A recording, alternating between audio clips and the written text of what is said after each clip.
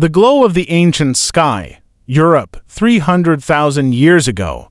The air was thick with the scent of damp trees, and the ground trembled under the footsteps of massive megafauna roaming the plains. In the dense forests, the sounds of animals blended with the calls of hunters, early humans, strong and skilled, tracking their prey through the shifting shadows. On the banks of an ancient river, Oruk, a skilled hunter from a tribe in Bilzingsleben, stood motionless. His body was covered in a layer of mud and ash, camouflaging him from both prey and enemies. In his hand, he gripped a long wooden spear, its tip carefully sharpened, a craft he had learned from the elders of his tribe. His eyes were locked on a herd of wild horses grazing near the forest. But today was unlike any other day. For weeks, the night sky had been ablaze. A star in the distance, brighter than the moon, shimmered with strange hues of blue and red. Then, on a night when the moon was absent, the star exploded in silence, illuminating the sky as if the day had briefly returned.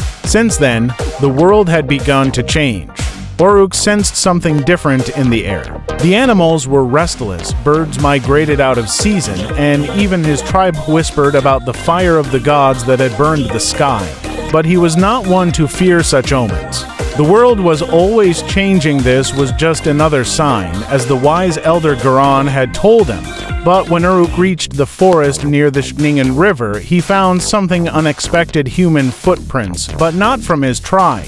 They were deeper, heavier, as if left by someone much stronger than him.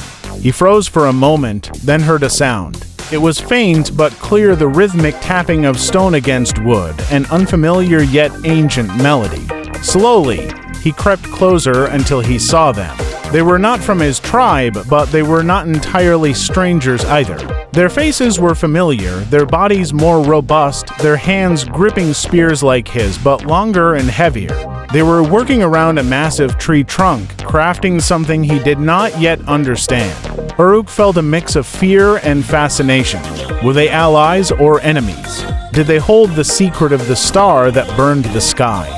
He did not know that this moment would one day be remembered as one of the first encounters between two groups of early humans in an era where Europe was a stage for survival and invention. And somewhere, hidden among the trees, Garan watched with a knowing smile, as if he understood that the future was beginning to take shape under the glow of the ancient sky.